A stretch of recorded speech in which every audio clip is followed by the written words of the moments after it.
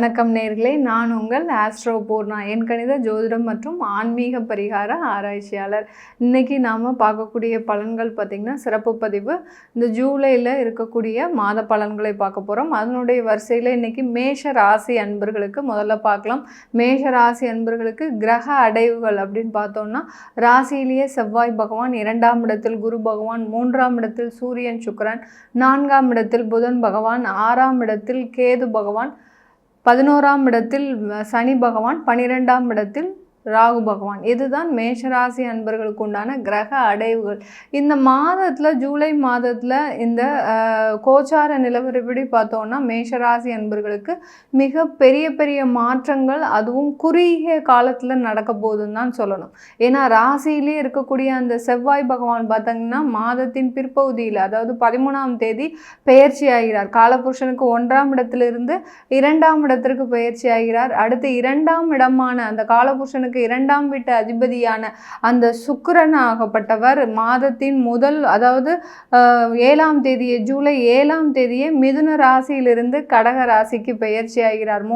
காலபுருஷனுக்கு 3ஆம் இடத்திலிருந்து 4ஆம் இடத்திற்கு பெயர்ச்சி ஆகிறார். இது ஒரு மிகப்பெரிய மாற்றத்தை இந்த குறுகிய காலத்தில் இந்த மேஷராசி அன்பர்களுக்கு கொண்டு கொடுக்க போகுது. மேஷராசி அன்பர்கள் எப்போதுமே தன்னுடைய செயல்களிலும் சரி, நடவடிக்கைகளிலும் சரி, ஒரு சின்ன சின்ன மாற்றத்தை எப்போதுமே எதிர்பார்த்துக்கிட்டே இருப்பீங்க. நம்ம இந்த ஒரு செயல் செய்கிறதுனால நம்மளுக்கு இதிலேருந்து வருமானம் வருமா, அடுத்து பார்த்திங்கன்னா இதிலேருந்து நமக்கு அந்த கடன் பிரச்சனைகள்லாம் தீருமா அப்படின்னு ஒரு எதிர்பார்ப்போடு எந்த ஒரு செயலையுமே செஞ்சிட்டு இருக்கக்கூடியவர்கள் இந்த மேஷ ராசி அன்பர்கள். அப்படிப்பட்ட இந்த மேஷ ராசி அன்பர்களுக்கு இந்த மாதம் ஒரு மிக சிறந்த மாதமாக இருக்க போது. மாதத்தின் அந்த 13ஆம் தேதி அந்த செவ்வாய் குருவோட சேரதுனால அந்த குருமங்கள யோகம் வேற ஏற்படக்கூடிய ஒரு நேரமாக இருக்கு இந்த ஜூலை மாதத்தில். இந்த மாதத்தில் உங்களுக்கு தொழிலில் கிடைக்கக்கூடிய வருமானங்கள் அதிகமாக இருக்கும். சனி வக்ரம் அடைந்தாலும் கூட ஜூன் மாதம் 30ஆம் தேதி சனி வக்ர நிலைக்கு தள்ளப்படுகிறார். வக்ர நிலையில் இருந்தாலும் அவருடைய தொழில் ஸ்தானத்தையும் செயல்படுத்துவதனால இந்த மேஷ ராசி என்பவர்களுக்கு தொழிலில் இருந்து மிக விரைவாக ஒரு நன்மைகள் வரக்கூடிய ஒரு நேரமாக இருக்கும். இதனால் வரைக்கும் மந்த நிலையில் இருக்கக்கூடிய தொழில்கள், சில பேர் தொழில் செய்யக்கூடிய இடத்துல ஒரு 3 மாத கால அளவிற்கு ஒரு ஏமாற்றங்களை சந்திச்சிருப்பீங்க, தடைகளை சந்திச்சிருப்பீங்க. சில பேர் பார்த்திங்கன்னா திடீர்னு நம்ம ஒரு இன்வெஸ்ட்மெண்ட் போடலாம் அப்படின்னு சொல்லி சில பேருக்கு பார்ட்னர்ஸ்லாம் வந்திருப்பாங்க.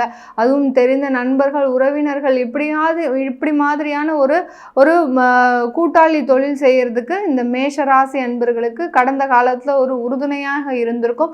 இந்த காலகட்டம் பார்த்திங்கன்னா இந்த மேஷராசி அன்பர்களுக்கு அப்படிப்பட்ட அந்த தொழிலாகப்பட்டது நீங்கள் போட்ட முதலீட்டில் இருந்து வருமானம் வருவதற்கு ஒரு சிறந்த ஒரு மாதமாக இருக்க போது இந்த ஜூலை மாதத்தில்.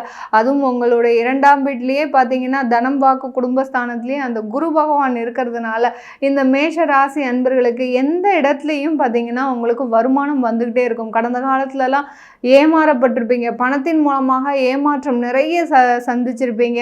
அந்த யாருக்குமே தெரியாது அப்படின்னு நினச்சி நீங்கள் செய்த இதாகப்பட்டது பார்த்திங்கன்னா அதிலிருந்து பண விரயங்கள் அதிகமாக ஏற்பட்டிருக்கும். அதனால் உங்களுக்கு குடும்பத்திலையும் சில பிரச்சனைகள் அதிகமாக இருந்திருக்கும். அந்த கடனால் யாருக்கோ நீங்கள் உதவி செய்ய போய் இப்போ நீங்கள் கடனில் மாட்டிட்டு தவிக்கின்ற அந்த சூழ்நிலையினால் அந்த குடும்பத்தில் நான் சொன்ன பேச்சு நீங்கள் ஏற்கனவே கேட்கல, அதனால தான் இவ்வளோ அவஸ்தைப்படுறீங்க. ஏன்னா உங்களுக்கு அறிவுரை சொல்கிறதுக்கும் உங்களுடைய பக்கத்துலேயே ஆள் இருந்தும் அதை நீங்கள் கண்டுகொள்ளாமல் இருந்த சூழ்நிலையெல்லாம் நிறைய இருந்திருக்கு இந்த மேஷராசி என்பர்கள்.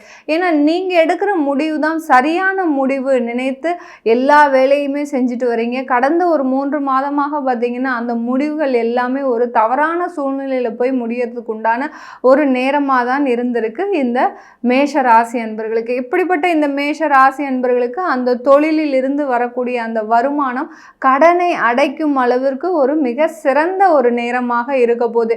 யார்கிட்ட பணம் கொடுத்து நீங்கள் ஏமாந்தீங்களோ அவங்களே அந்த பணத்தை கொண்டு வந்து கொடுக்கின்ற அளவிற்கு அந்த கால நேரம் உங்களுக்கு சாதகமாக இருக்குது. இதுதான் நீங்கள் நிறைய நாளாக எதிர்பார்த்துட்டு இருக்கிறீங்க. நம்மளுக்கு நம்மளுக்கு நேரமும் காலமும் நமக்கு சாதகமாக வராதா?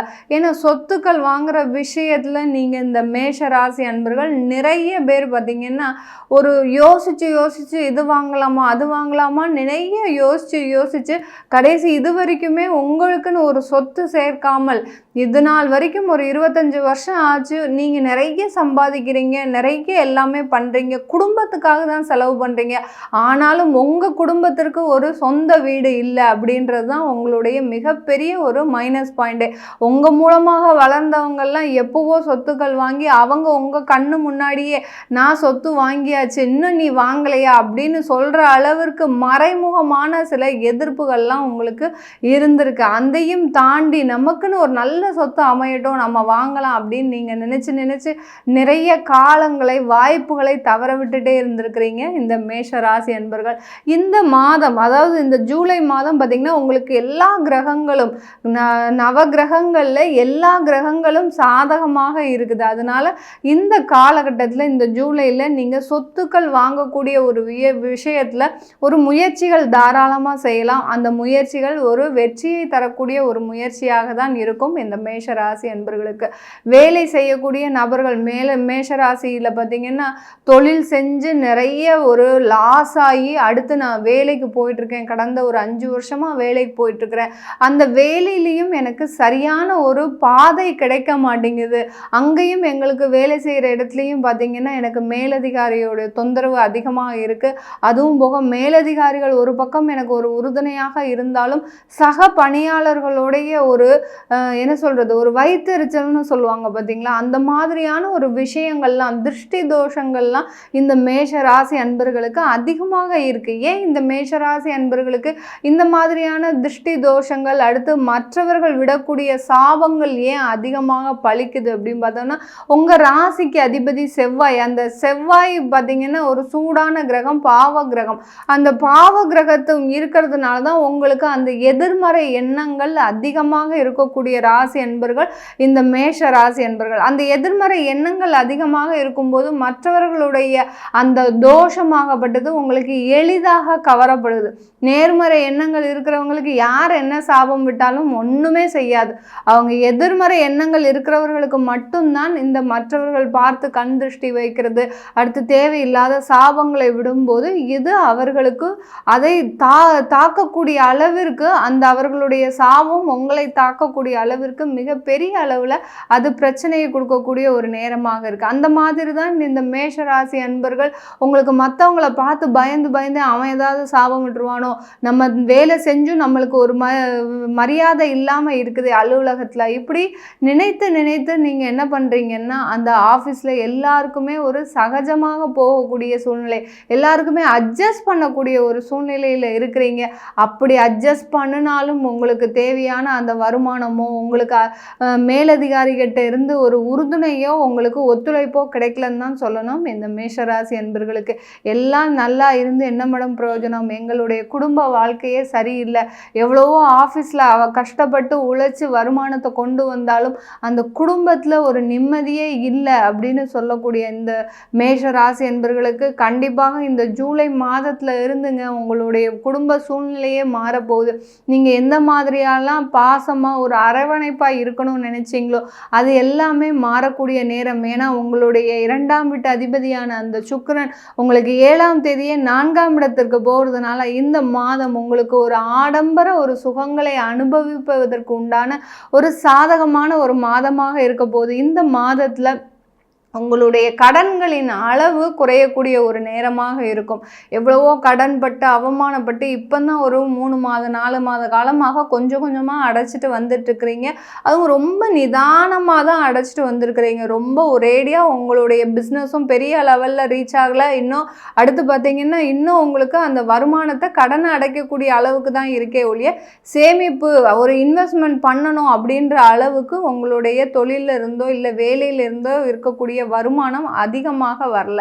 எப்போ அப்படி வரும் அப்படின்னு பார்த்தீங்கன்னா, இந்த ஜூலை மாதத்துல இருந்து உங்களுக்கு அந்த வருமானம் அதிகரிக்கக்கூடிய ஒரு வாய்ப்புகள் அதிகமாக வரப்போகுது. வெளிநாட்டில் இருக்கக்கூடிய அந்த மேஷராசி அன்பர்கள் இந்த காலகட்டத்தில் வெளிநாட்டில் வேலை செய்யக்கூடிய நபராக இருந்தீங்கன்னா அங்கே ஒரு சின்ன ஒரு இடமாற்றம் பண்ணிக்கோங்க. ஏன்னா உங்களுடைய 3ஆம் வீட்டு அதிபதி அந்த புதன் பகவான் மாதத்தின் கடைசியில் 20ஆம் தேதி பார்த்தீங்கன்னா உங்களுடைய 5ஆம் இடத்திற்கு பெயர்ச்சி ஆகிறார். அப்படி இருக்கும்போது ஒரு சின்ன ஒரு இடமாற்றம் பண்ணிக்கோங்க. இல்லை வேறு வேலை நான் தேடணும், எனக்கு இது செட்டே ஆகலை இங்கே இருக்கக்கூடிய வேலை அப்படின்னு நினச்சிங்கன்னா தாராளமாக இன்னொரு வேலை கிடைப்பதற்கு ஒரு சாதகமான நேரமாக இருக்குது. என்ன செய்தாலும் இந்த மேஷராசி அன்பர்கள், வெளிநாட்டில் இருக்கக்கூடிய அன்பர்கள் இந்த காலகட்டத்தில் ஒரு வேலை கிடைச்சதுக்கு அப்புறம் நீங்கள் இந்த வேலையை விடுவதற்கு உண்டான ஒரு ஆரம்ப கட்ட ஒரு முடிவுகள்லாம் நீங்கள் எடுக்கணும். அவசரப்பட்டு எந்த ஒரு முடிவும் வேலையை விடுறதுக்கு உண்டான ஒரு முடிவை எடுத்துட்டீங்கன்னா அடுத்து வேலை கிடைக்காம இருக்கிறதுக்கு உண்டான ஒரு சந்தர்ப்பங்களும் இருக்குது. அதனால தான் வேலை கிடைச்சதுக்கு அப்புறம் நீங்கள் வேலையை விட்டீங்கன்னா ஒரு சாதகமான ஒரு அமைப்பாக இருக்கும். இந்த மாதத்தில் ஜூலை மாதத்தில் இந்த மேஷராசி அன்பர்கள் வருமானம் அதிகமாக இருக்கும். தொழிலில் உங்களுக்கு ஒரு நல்ல முதலீடு இருக்கும். முதலீடுக்காக தான் இத்தனை நாள் வெயிட் பண்ணிட்டு இருந்தீங்க. ஒரு இன்வெஸ்டர்ஸ் யாராவது கிடைக்க மாட்டாங்களா, நமக்குன்னு ஒரு அந்த தொழிலில் ஒரு ஃபினான்ஷியலாக ஒரு சப்போர்ட்டுக்கு யாருமே கிடைக்க மாட்டாங்களா அப்படின்னு நீங்கள் காத்துட்டு இருந்தீங்க. அதனால் அந்த தொழிலில் முதலீடு செய்வதற்கு ஒரு ஆட்கள் உங்களுக்கு கண்டிப்பாக வருவாங்க. இந்த ஜூலை மாதத்தில் நீங்கள் வழிபாடு செய்ய வேண்டிய தெய்வம் பார்த்தீங்கன்னா நீங்கள் காஞ்சி பரமாச்சாரியாரை நீங்கள் இந்த மேஷராசி அன்பர்கள் தினமும் வழிபாடு பண்ணிக்கிட்டே வரணும்.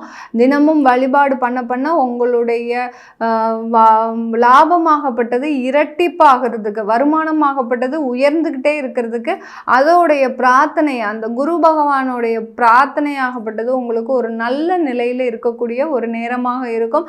அதே சமயத்தில் 4 செவ்வாய்க்கிழமை இந்த ஜூலை மாதத்தில் அந்த 4 செவ்வாய்க்கிழமையும் நீங்கள் முருகனை வழிபாடு பண்ணிக்கிட்டே வந்தீங்கன்னா இந்த ஜூலை மாதத்தில் ஏற்படக்கூடிய சில தடங்கல்கள், ஏன்னா அந்த மேஷ ராசிக்கு 12ஆம் இடத்துல அந்த ராகு பகவான் இருக்கிறதுனால சின்ன தடங்கல்கள், உங்களுக்கு ஒரு தூக்கமின்மை, ஏதோ ஒரு விரக்தியான ஒரு அனுபவம் இருந்துக்கிட்டே இருக்கும். அது எல்லாமே நிவர்த்தி செய்யக்கூடிய ஒரு வழிபாடாக தான் இந்த முருகப்பெருமானுடைய வழிபாடும் அடுத்து அந்த காஞ்சி பரமாச்சாரியாரோட வழிபாடும் உறுதுணையாக இருக்கும். இந்த காலகட்டத்தில் நீங்கள் இந்த வழிபாடு செய்ய உங்களுடைய கடன்கள் எல்லாமே முதல்ல இந்த ஜூலை மாதத்துலேருந்து அதிகமாக அடையக்கூடிய ஒரு நேரமாக இருக்கும். கணவன் மனைவிக்குள்ள ஒரு ஒற்றுமை ஒரு அதிகமான ஒரு நிலவக்கூடிய ஒரு சாதகமான ஒரு சூழ்நிலையாக இருக்க போது இந்த மேஷராசி அன்பர்களுக்கு. இப்போ நம்ம சொல்லிட்டு இருக்கிற பலன்கள் எல்லாமே கோச்சார நிலவரப்படி கிரகங்கள் மேஷராசி அன்பர்களுக்கு இந்த மாதத்தில் எப்படி இருக்குது, இந்த மாதத்தில் நீங்கள் ஏதாவது ஒரு மாற்றம் செய்ய விரும்புகிறீங்க, ஒரு இடமாற்றம் செய்யணும், தொழில் ஏதாவது ஒரு வளர்ச்சி செய்யணும்னு ஆசைப்படுறீங்கன்னா உங்களுடைய சுய ஜாதகத்தில் தசாபுத்தி பலன்களை முதல்ல தெரிஞ்சுக்கோங்க. அதன்படி நீங்கள் மாற்றத்தை செஞ்சீங்கன்னா கண்டிப்பாக அதில் ஒரு வளர்ச்சி இந்த மாதத்தில் கண்டிப்பாக இருக்கும். அதை தெரிஞ்சுக்கணும்னு விருப்பப்பட்டீங்கன்னா கீழே இருக்கிற நம்பருக்கு வாட்ஸ்அப்பில் அப்பாயின்மெண்ட் வாங்கிக்கிட்டு நீங்கள் என்கிட்ட கன்சல்ட் பண்ணிக்கலாம். உங்களிடமிருந்து விடைபெறுவது உங்கள் ஆஸ்ட்ரோ பூர்ணா. நன்றி, வணக்கம்.